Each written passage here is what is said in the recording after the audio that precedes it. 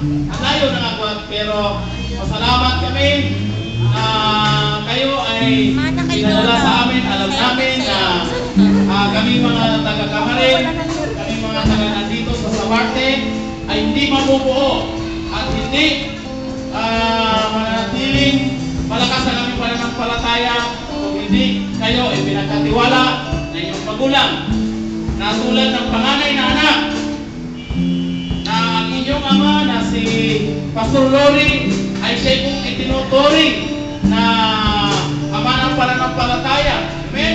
Kaya napakabuti ng Panginoon sa ating lahat dahil pinadala sa atin ang napaka-masipag at mapagpasensya, no? Bagamat tayo nakakatikim ng mga sermon, pero yan ay pakita lamang na mahal tayo ng ating pastor. Amen? Kaya Pastor Paul, Pastora Maymay, pagpalain tayo ng Panginoon, nawa ay dumami pa ang mga taon para sa inyong magkasama. Happy birthday!